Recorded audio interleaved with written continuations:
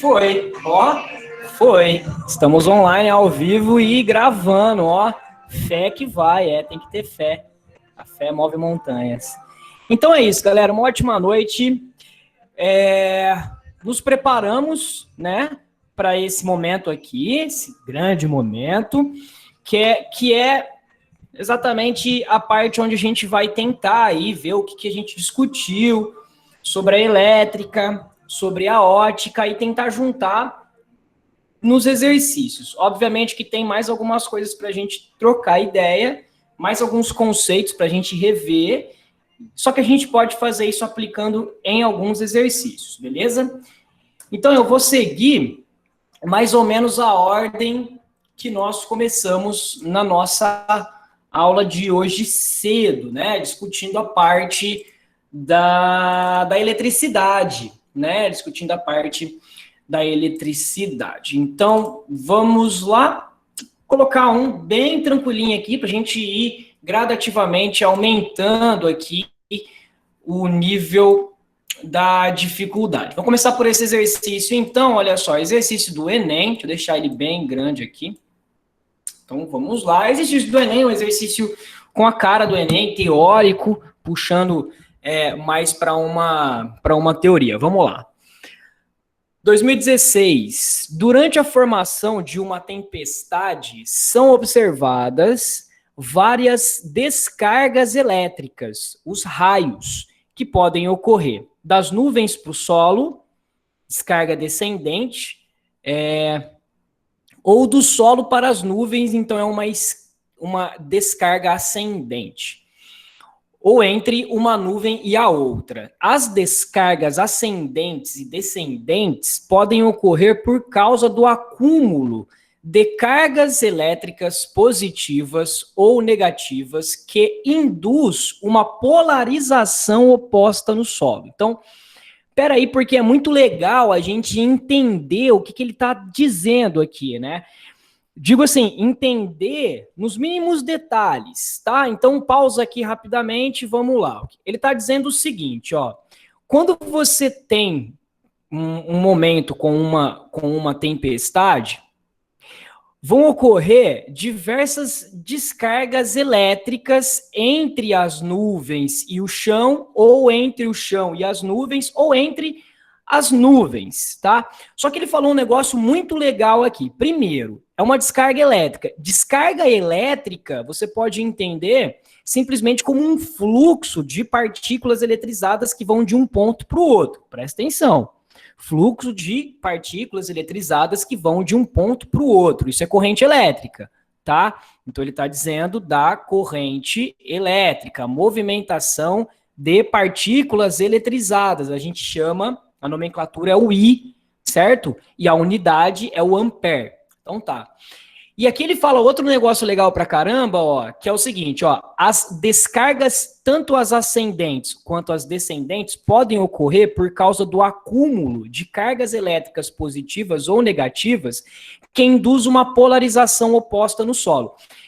Isso é um processo de eletrização, galera. Vale lembrar os 3 processos de eletrização, tá? Primeiro processo de eletrização. Aliás, o que é um processo de eletrização? É você eletrizar alguém. Inicialmente, os objetos estão neutros, tá? O que é estar neutro? O que é estar eletrizado? Estar neutro é você ter prótons e elétrons em igualdade numérica. Lembra? Aquele assunto inicial, aquela tal desigualdade numérica entre prótons e elétrons. Mais elétrons, eu sou um cara negativo. Menos elétrons, portanto, mais prótons, eu sou positivo. Lembra disso? Foi discutido na nossa primeira aula de revisão. Inclusive, eu falei sobre essa equação aqui. Esse N, que é igual a N vezes Z. Que é a quantidade de carga. N é a diferença numérica entre prótons e elétrons. E esse Ezinho, ele é a carga de um elétron ou a carga de um próton, tá? Então, aqui ele está dizendo o seguinte, ó. A polarização induz o chão ficar eletrizado com carga oposta. Então, quando eu tenho um corpo e ele está neutro, quer dizer que não existe diferença numérica entre prótons e elétrons. Ele está neutro, ele não tem carga elétrica. Mas, se eu fizer o atrito de um corpo com o outro, pode acontecer a eletrização entre os corpos. Então, atrito é uma maneira de eletrizar. Inclusive, quando eu atrito um corpo no outro, um ganha elétron, fica negativo, o outro perde elétron e fica positivo. Beleza? É uma maneira de eletrizar. Segunda maneira de eletrizar, contato.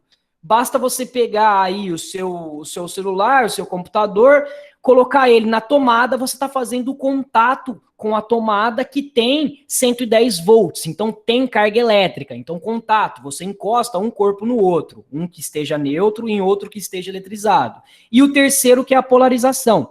O que é o processo da polarização? Tá? A gente diz que a polarização é o processo de indução elétrica. Então, imagine vocês que a minha nuvem fique carregada completamente negativa, ó, completamente negativa. A proximidade, e durante a tempestade as nuvens ficam mais baixas mesmo, mas a proximidade das nuvens com a superfície da Terra induz a superfície da Terra a ficar carregada positivamente. Então, esse é o processo de indução. Durante o processo de indução, ocorre a polarização, que é uma organização ali das cargas. De um lado fica tudo positivo, do outro lado fica tudo negativo, e aí então você tem a descarga elétrica, por exemplo, nesse meu caso aqui, a descarga elétrica descendente, né? Porque quem tem movimento são os elétrons, não os prótons. Então, essa descarga elétrica vai acontecer dos elétrons aqui, das nuvens para o chão, no exemplo que eu dei. Firmeza?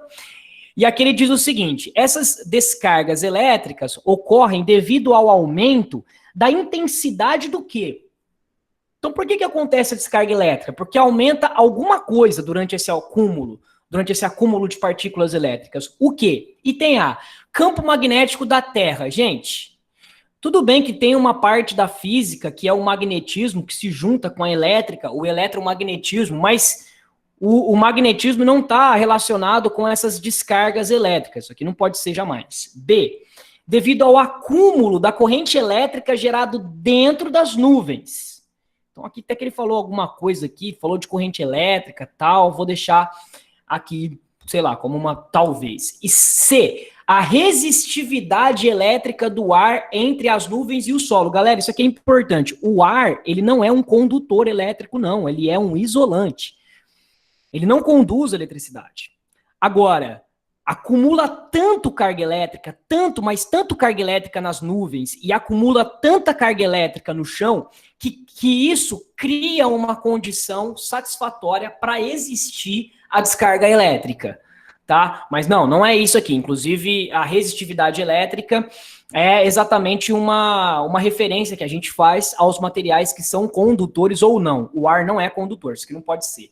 D, ao campo elétrico, falou um negócio legal aqui, entre as nuvens e a superfície da Terra, então talvez pode ser. E E, a força eletromotriz induzida nas cargas acumuladas no solo. Isso aqui tá muito louco, isso aqui tá muito louco.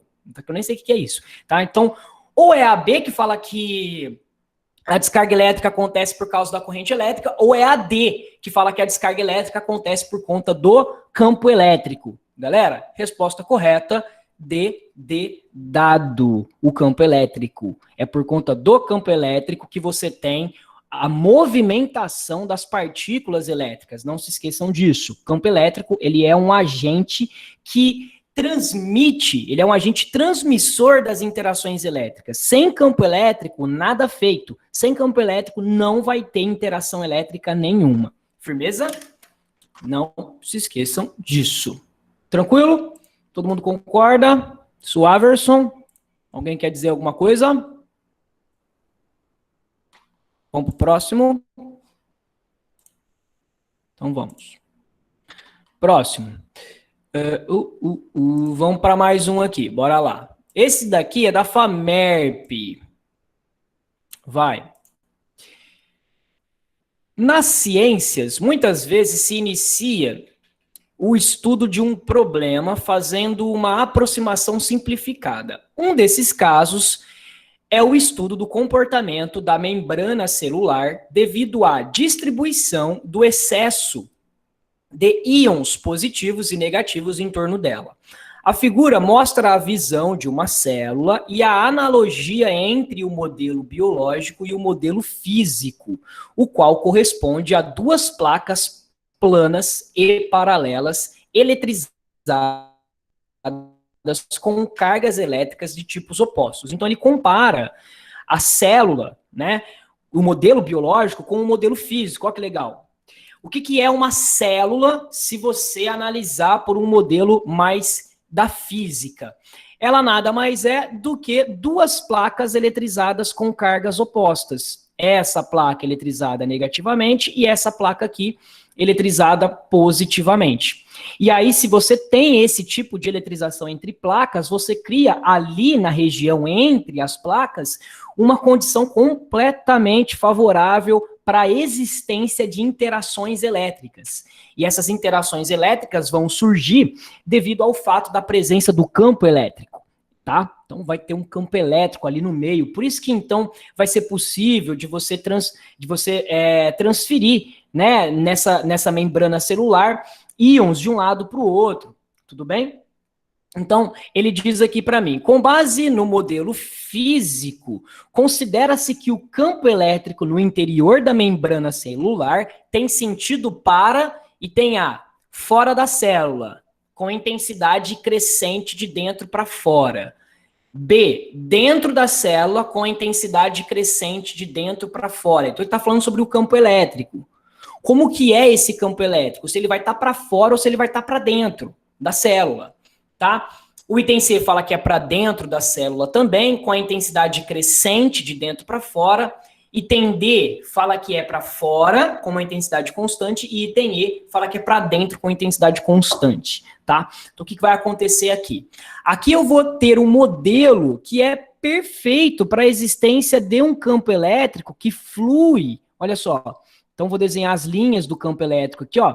E eles... Olha só, vou representar com essas linhas. E esse campo elétrico, ele tem sentido saindo da minha carga positiva e entrando na minha placa com carga negativa. Esse é meu campo elétrico. Então, tem que ser para dentro da célula. Então, ou é para dentro da célula, eu preciso saber se a intensidade dele cresce de fora para dentro, ou é dentro da célula com uma intensidade crescente de dentro para fora. Tá meio estranho esse B e o C aí, mas tudo bem. Ou é a E dentro da célula com a intensidade constante. É a E dentro da célula com uma intensidade constante. O que acontece? O campo elétrico é constante? Nem sempre. Nem sempre. Por quê? Porque o campo elétrico, ele é uma grandeza gerada por corpos que estejam carregados, tá? Por corpos que estejam carregados. Então, entendam o seguinte, olha só, eu vou colocar aqui, vou falar um pouquinho sobre esse tal campo elétrico e vou passar mais uma equaçãozinha que existe do campo elétrico para vocês entenderem quando que se usa cada uma, tá bom? Então, o campo elétrico ele é gerado por quem está eletrizado. E quem que pode estar eletrizado? Por exemplo, você pode ter uma esfera e essa esfera pode estar eletrizada, e eu coloco aqui que ela está eletrizada, por exemplo, positivamente. Se você tiver uma esfera carregada positivamente, ela vai ter uma carga elétrica que a gente chama de quesão, tá?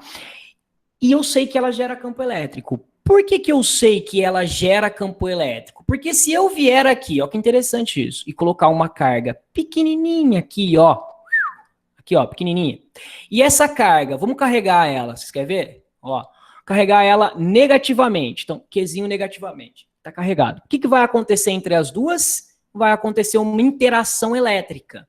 Qual tipo de interação elétrica? A atração. A minha carga Qzinho vai sofrer uma força elétrica de atração. Você vai me dizer, claro, porque corpos com sinais opostos se atraem. Não. Lembra que está incompleto? Não é por isso que ela se atrai. Aquela força elétrica existe porque a minha partícula Qzinho, que inclusive ela recebe o nome de carga de prova, ela está colocada numa região que existe campo, porque se existe força elétrica, existe campo elétrico. Vale lembrar aqui, ó, a gente já viu a formulinha da força elétrica e ela tem aqui, ó, campo vezes carguinha, tá vendo? Essa carguinha é a carguinha de prova, tá? Então, se existe força elétrica na carguinha, é porque ela está numa região, ela está presente em uma região onde tem campo elétrico. E quem é que gerou esse campo elétrico que vai estar presente na região dessa carguinha?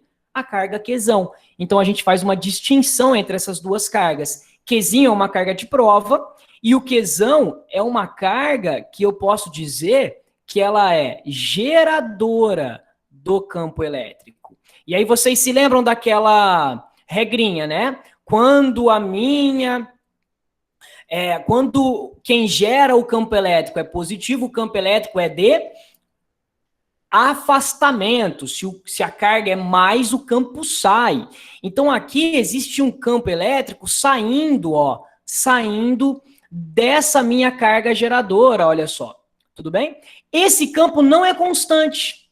Esse campo aqui não é constante. Então, deixa eu só colocar, esse é o meu campo elétrico. Essas linhas representam o meu campo elétrico. Não é constante, porque foi gerada por uma carga, que a gente disse que ela é pontiforme, e não entre placas.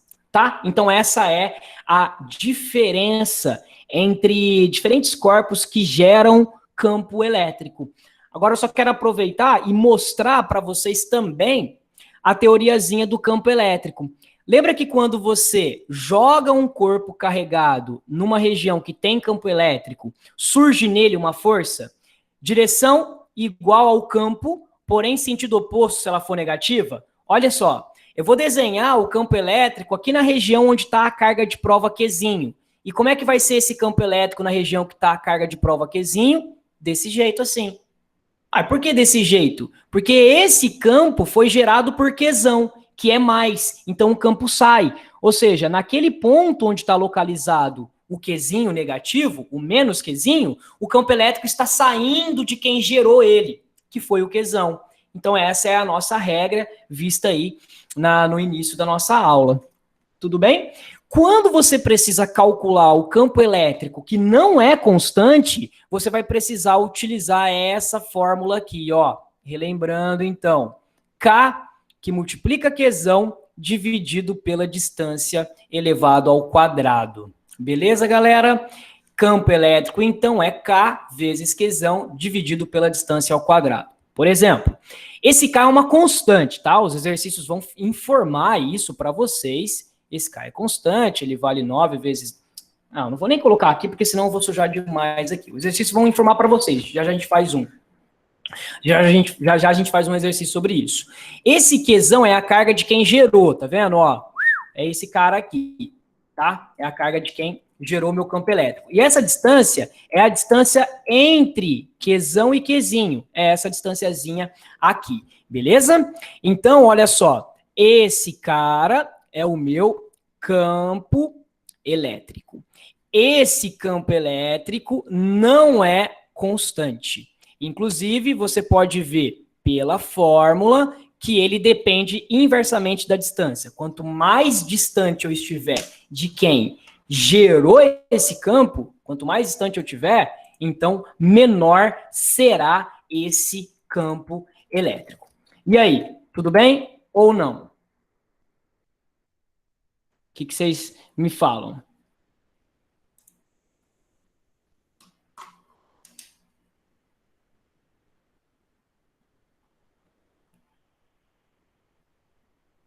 Beleza?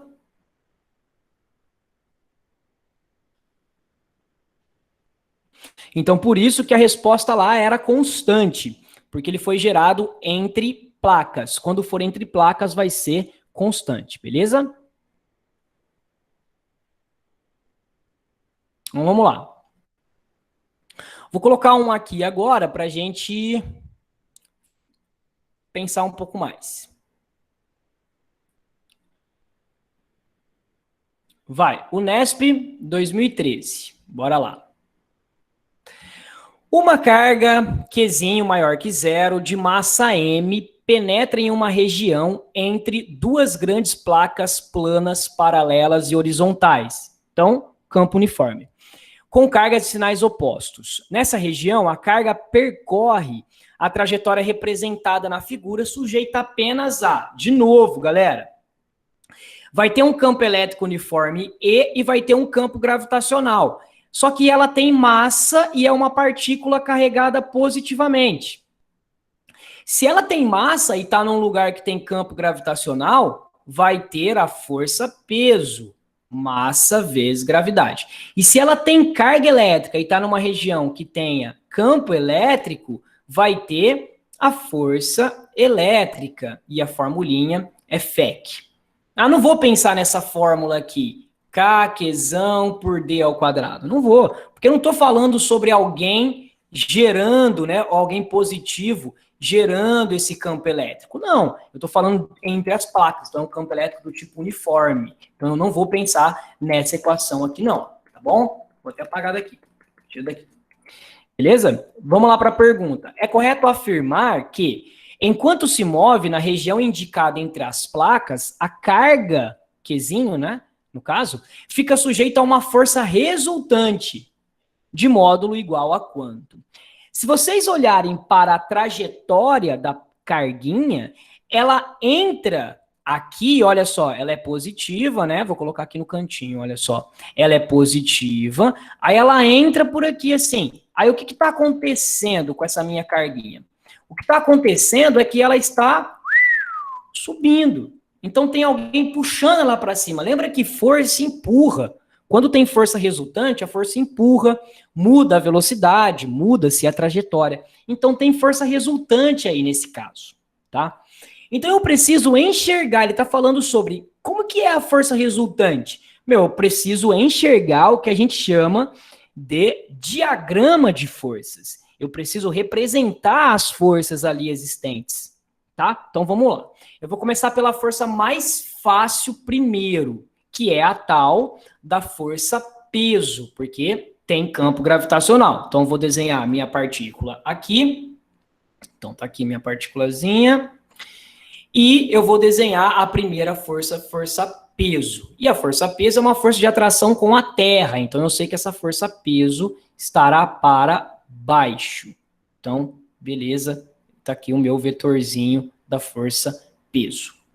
Então, força peso. Agora, existe campo elétrico e eu tenho um corpo carregado eletricamente, né? Então, existe força elétrica. Aplica-se a regrinha do campo elétrico. Como a carga é positiva e está numa região onde tem campo elétrico, surge uma força elétrica na mesma direção e no mesmo sentido, hein? Aqui a força elétrica é no mesmo sentido que o campo. Como o campo está para cima, a força elétrica está para cima também. Como ela entra nessa região de campo elétrico e se desloca para cima, supõe-se que tem uma dessas forças aí que é maior. Nesse caso, a força que é maior é a força elétrica, porque ela está conseguindo empurrar essa partícula para cima.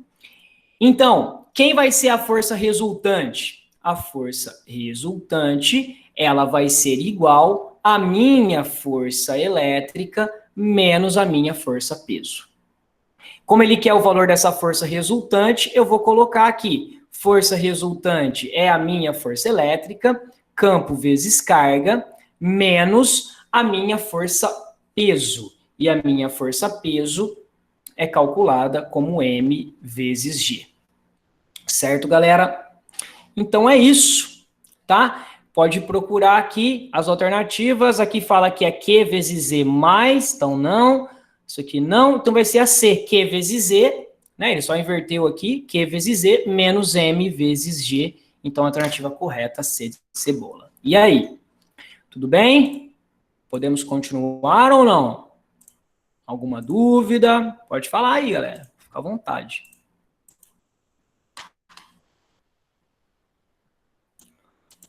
Alguém quer que relembre alguma parte específica? Pode pedir também. Se alguém quiser um exercício específico também, pode pedir. Vamos lá. Vamos para esse da Unesp aqui, bora lá.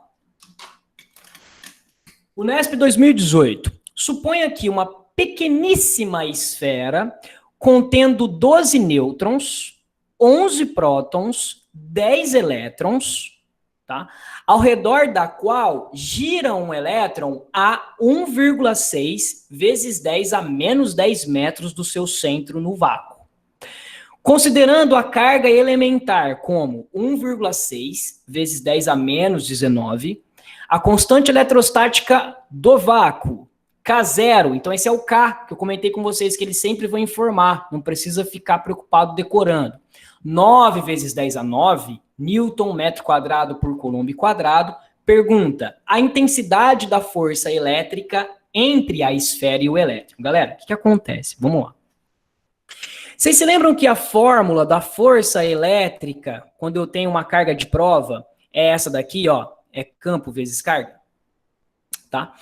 Vocês se lembram também que quando eu tenho campo elétrico gerado por alguém, não por uma placa, hein? Porque quando é uma placa, o campo é constante. Mas gerado por alguém, por uma esfera carregada. Lembra que a fórmula do campo é essa aqui, ó. K vezes Qzão dividido pela distância ao quadrado. Você lembra qual que é a diferença entre esse Qzinho? Esse Qzinho e esse Qzão? Lembra, né? O Qzinho é quem sofre a ação da força. O Qzão é quem gera o campo. E quando tem campo, tem força. Beleza? Meu, se eu juntar essas duas equações aqui, eu consigo chegar numa equação para a força elétrica. Qual que vai ser a equação para a força elétrica? Olha só. A força elétrica é igual. Campo elétrico. Quem é campo elétrico? É aquele cara ali, ó. É o cara Q d quadrado. Vezes, estou continuando a fórmula, tá vendo? Vezes Qzinho. Eu chego numa segunda equação, que é bastante conhecida na eletrostática, que é a equação da minha força elétrica. A equação da força elétrica, ela é conhecida desse jeito aqui, quando eu tenho interação entre dois corpos. Mas por que ela é escrita desse jeito? Porque ela vem dessa equação aqui, quando se junta com essa equação aqui. Então é isso que a gente vai ter que fazer. É isso que nós teremos que fazer. Só basta identificar quem é quem aqui para a gente conseguir resolver o exercício. Por exemplo, o K, tá firmeza o K, vale 9 vezes 10 a 9. Então ele quer saber o valor da força elétrica, então vou colocar. O K é 9 vezes 10 a 9. Vezes, Qzão é quem gera o campo elétrico. Quem gera o campo elétrico aqui? Vamos ler de novo. Suponha que uma pequeníssima esfera contendo 12 nêutrons, 11 prótons, 10 elétrons, ao redor do qual gira um elétron. Esse elétron está girando ao redor dessa esfera que contém, olha só, que contém essas partículas aqui, ó, 12 nêutrons, 11 prótons e 10 elétrons. Essa carga elétrica eu já sei o valor. O elétron está sendo atraído por essa esfera, ele fica ali orbitando ali, ó, né? Agora, essa esfera ela é positiva. E por que ela é positiva? Porque, olha só, o que a gente discutiu. Existe uma diferença entre prótons e elétrons. Isso aí, Mário. Isso aí. Existe uma diferença entre prótons. No caso, ele tem um próton a mais. Então, eu vou pensar que a carga elétrica dessa esfera, que o elétron está sendo atraído, então é ela que gera o campo elétrico, é exatamente a carga de uma carga elementar, como a Mari colocou. É a carga de 1, porque existe a diferença numérica de 1. Tem um próton a mais, então é positivo. E a carga elétrica é de 1 próton. Como ele me disse a carga elementar, olha só, tá aqui 1,6 vezes 10 a menos 19, eu já sei que esse cara vale 1,6 vezes 10 a menos 19 Coulomb. Tudo bem? Tá bom? E o... peraí, aí a Ana me fez uma pergunta. Ana, não entendi eu não entendi sua pergunta. Formula ela aí novamente, para eu tentar compreender. Eu vou resolvendo aqui enquanto você pensa aí, tá? Então vamos lá. O elétron, quem que vai ser o elétron? Vai ser a carguinha de prova da formulinha ali. Tudo bem? Ah, tá. Deixa eu responder a Ana aqui. Então, do FEL, a fórmula do FEL, eu tiro esse campo elétrico, Ana, e jogo aqui, ó. E jogo nessa equação aqui, tá vendo? Então, eu vou substituir. Eu vou tirar esse campo elétrico, eu vou substituir por esse termo aqui, ó. K vezes Qzão dividido por D ao quadrado. Entendeu? Por isso que a fórmula se transforma nessa formulinha aqui. Beleza? Por isso. Então, eu substituí. Eu tirei o que é o campo, a fórmula do campo, e joguei para ter uma segunda equação, tá? Espero que eu tenha respondido. Se não respondi, depois você pergunta de novo, ó. Então, vamos lá. Quem vai ser a força? K que multiplica Qzão. Eu já sei quem é o Qzão. É 1,6 vezes 10 a menos 19. Vezes Qzinho. Já sei quem é o Qzinho. O Qzinho é a carga do elétron. A carga do elétron é menos 1,6 vezes 10 a menos 19. Lembra que a carga do elétron, do próton, é a mesma, o que muda é o sinal. Só que aqui na fórmula, lembretezinho importantíssimo, é em módulo. Força não tem força negativa. O negativo da força é uma questão vetorial, indica o sentido apenas. Então aqui eu jogo apenas o valor numérico, 1,6. Vai ficar apertadinho aqui, galera, mas não tem problema não, tá? A gente dá um jeitinho aqui, ó. Vamos jogar mais para cá aqui, assim. Ah, moleque, aqui nós é zica. Então tá, então aqui vezes 1,6 vezes 10 a menos 19, certo? Que é a carga do elétron, o Qzinho. Então, ó, substituir aqui. Então, K que multiplica Qzão, que multiplica Qzinho, agora dividido pela distância ao quadrado. Cadê a distância? Tá aqui, ó. A distância é 1,6 vezes 10 a menos 10 ao quadrado. Então, vou colocar 1,6 vezes 10 a menos 10, e isso aqui vai ser elevado ao quadrado. Agora é só cálculo, né, galera? Vamos lá, me ajudem aí, hein? Nossa senhora.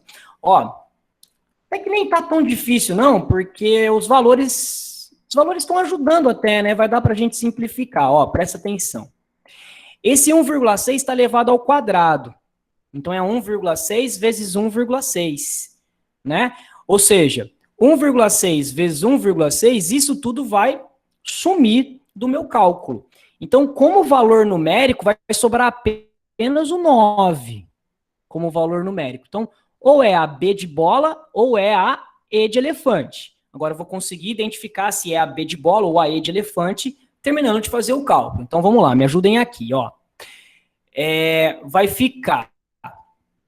Me ajudem aí nesse cálculo aí. Quem tiver calculadora já joga aí nessa bagaça aí pra gente ver a resposta final. Vai ficar, ó, 10 a menos 10 ao quadrado, tá vendo aqui embaixo? 10 a menos 10 ao quadrado vai dar 10 a menos 20, tá? 10 a menos 20. Esse 10 a menos 20, se eu falar alguma coisa que vocês não entenderem, que é cálculo, né? Eu sou da física, professor de física faz cálculo e fica um negócio muito louco. Mas aí vocês podem me corrigir ou pedir para eu explicar de novo. O 10 a menos 20, eu vou jogar ele lá para cima.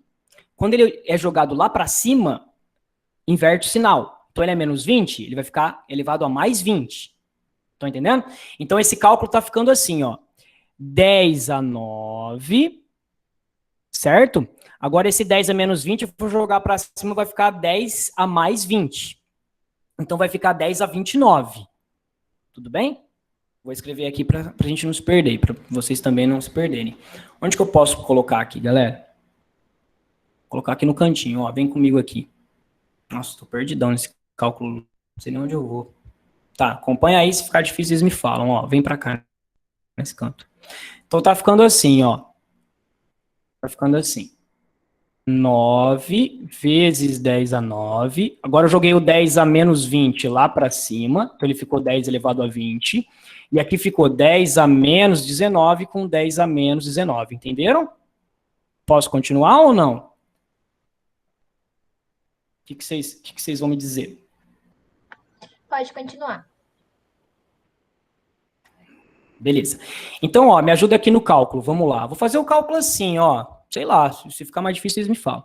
O 10 a 20 com 10 a menos 19 vai dar 10 a 1. Mantém a base, somos os expoentes, certo? Beleza. O 10 a 9 com 10 elevado a 1 vai dar 10 a décima. E o 10 elevado a décima vezes o 10 elevado a menos 19, isso vai dar 10 elevado a menos 9. Então a resposta final é 9 vezes 10 elevado a menos 9 newton, alternativa B de bola. Entenderam? Isso aí? Nossa, o cálculo ele foi fácil e foi difícil ao mesmo tempo. Sim?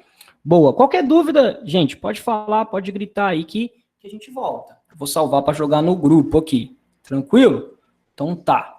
Vamos dar continuidade, hein? Ó, da hora, estamos resolvendo bastante exercício. Tô curtindo. Salvar. Qualquer dúvida pode me gritar aí. Tá bom. Legal, gostei de relembrar o que a gente discutiu sobre a eletricidade. Agora eu vou relembrar o que nós discutimos sobre ótica. Então vamos lá. Ó, eu tirei uma alternativa aqui, tá, galera? Porque ficou A, B, C, D. Eu tirei a alternativa aqui. Vamos ler junto esse exercício? E aí a gente vai responder. Então é da ótica, esse exercício é do Enem. Eu tirei as alternativas, porque a gente já vai saber direto. Vamos lá. O avanço tecnológico da medicina, propicia o desenvolvimento de tratamento para diversas doenças, como as relacionadas à visão. As correções que utilizam laser para o tratamento da miopia são consideradas seguras até 12 dioptrias. Essa medida aqui, ó, é o seu grau, é o grau do seu óculos, tá? A gente fala em graus, mas na física, ou termos mais técnicos, é em dioptria, dependendo da espessura e curvatura da córnea. Para valores de dioptrias superiores a esse, o implante, ai meu Deus, desculpa. O implante de lentes intraoculares é o mais indicado. Então ele está falando sobre quem tem miopia, ele está falando sobre cirurgia, curvatura da córnea, firmeza. Então pera aí rapidinho. Qual que é o problema de quem é míope? O problema de quem é míope é que ele... Lembra que eu falei para vocês que o míope ele precisa usar uma lente do tipo divergente? Lembra disso? Falei lá na aula de revisão. Então tá. Por que ele precisa de uma lente divergente? Porque o que acontece com o olho do míope é isso aqui, ó. O olho do míope, ele é formado e ele fica parecendo uma azeitoninha, né? Ele fica parecendo uma azeitoninha. Ele fica mais alongado. Então, o que acontece? Lembra daquele cristalino, que é aquela lente aqui, que vai fazer aquela função toda, né? Vai fazer aquela função toda para conseguir convergir a luz? Por que eu preciso convergir a luz? Bom, porque você tem aqui no fundo dos seus olhos, aqui, ó, tá vendo isso aqui? Essa aqui é a sua retina, ela é sensível à luz, é ali que se forma a imagem. E aí o que acontece com o cara que tem o problema de miopia? Bom, o que acontece é que existe uma má formação, não é uma regra, tá, galera? A miopia, ela pode ser diagnosticada por diferentes maneiras, mas aqui na física a gente só usa essa a fins para explicativos e didáticos. Então o que acontece é que ele tem um alongamento do globo ocular, tá? Então o globo ocular do cara que é míope é formado, fica parecendo uma azeitoninha. E aí o que é o problema? Aqueles raios luminosos que chegam, né, ó. Vamos lá. Aqui, ó. Os raios luminosos que chegam aqui assim, né? Como teve essa má formação do globo ocular, ele ficou mais alongado, esses raios luminosos, eles não conseguem ser projetados na retina do cara que é míope. Então esse que é o problema. O problema do cara que é míope é esse aqui, ó. A imagem se forma antes da retina. Se forma antes. Então, o que eu preciso fazer? Eu preciso corrigir o problema do cara que tem miopia. E como é que eu vou fazer isso? Eu coloco uma lente divergente. Lógico.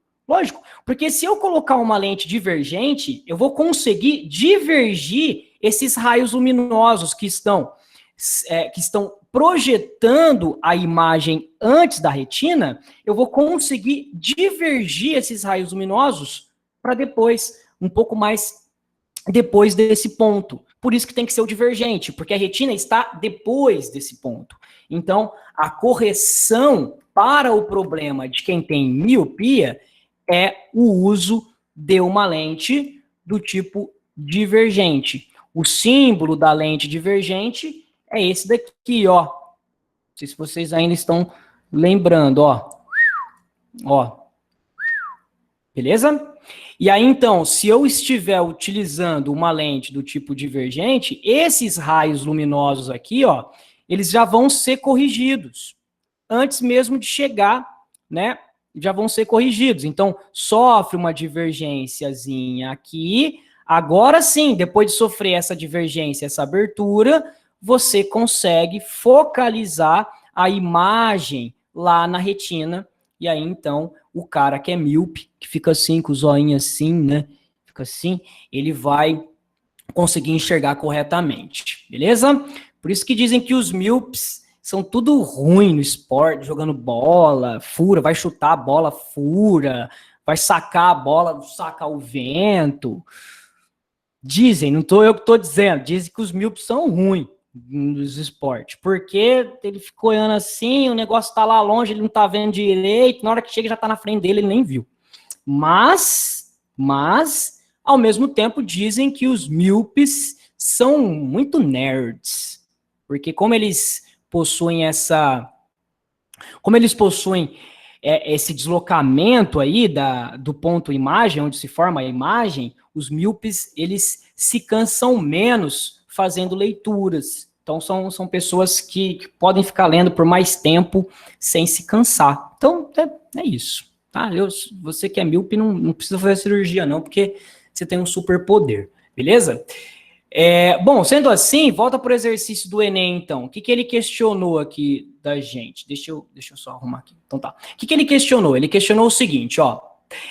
Bom, as lentes, conhecido como, no caso da cirurgia, conhecido como lentes fáquicas, sei lá, fáquicas, olha eu tô lendo faquica, tá doido? Fácicas, são implantadas junto à córnea, antecedendo o cristalino. Então é um tipo de lente muito nova, eu nem sei pronunciar, mas não tem problema. Independente da tecnologia que seja, para você corrigir o problema do cara que tem miopia, precisa ser uma lente divergente. E só. Não interessa se vai ser na córnea, se vai ser no óculos, se vai ser uma lente de contato. Não interessa. Então, ele está dizendo que essas lentes são as LF, tá? Então, são representadas por LF no desenho, tá? São implantadas junto à córnea, antecedendo o cristalino. Então, o cristalino é o Czinho. O cristalino, então, é essa lente aqui, olha só, tá? Que eu deixei para vocês aqui no meio. Sem que precise ser removido, formando uma imagem correta sobre a retina. A retina é o R, que seria essa parte que eu destaquei para vocês, beleza? O comportamento de um feixe de luz incidindo no olho que possui o implante, então no olho que já tem ali a correção, para o problema da visão apresentado é esquematizado por qual? Item A, olha só, o item A não pode ser, porque a luz está chegando aqui, ó, e esse LF é a lente que ele disse aí, a lente fácica. Não pode ser, porque não está acontecendo desvio nenhum desse feixe luminoso que está chegando. Então não pode ser.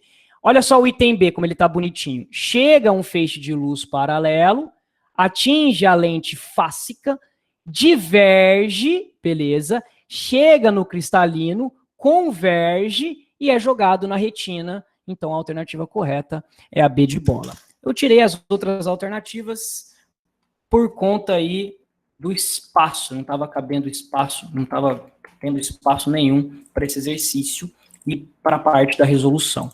Tranquilos? Alguma dúvida? Podemos continuar? Se sim, silêncio. Então, vamos continuar. Bom, bora lá então. Vamos fazer cálculo, que eu estou sentindo falta de fazer cálculo, hein? Vamos, prof. Então, bora lá. Vamos fazer esse da FAMERP, primeira fasezinha da FAMERP, e aí você vai olhar e vai falar: meu Deus, prof, você não falou de espelhos. Pois é, não falei de espelhos porque a gente tem mais uma aula para poder trocar ideia, né? A aula da quarta-feira, e aí na quarta-feira eu vou falar um pouquinho sobre os espelhos. Mas eu queria mostrar essa semelhança dos espelhos para as lentes quando o assunto é cálculo envolvendo a física ótica. Tudo bem? Lembra que cálculo, quando temos a física ótica, formação de imagens, sistemas óticos, são aquelas equações que eu passei para vocês, né? O foco é o produto P vezes P' pela somatória P mais P'. Qual mais? O aumento é o I sobre o O, que é igual a menos o P' sobre o P.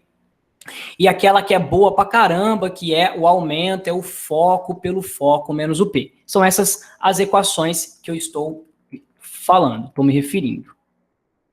Prof, é até 9h40. O quê? É quando? Ju, não é até... É até 8h40, então acabou? Vocês falam mesmo? Acabou? Eu pensei que fosse até as 8h50.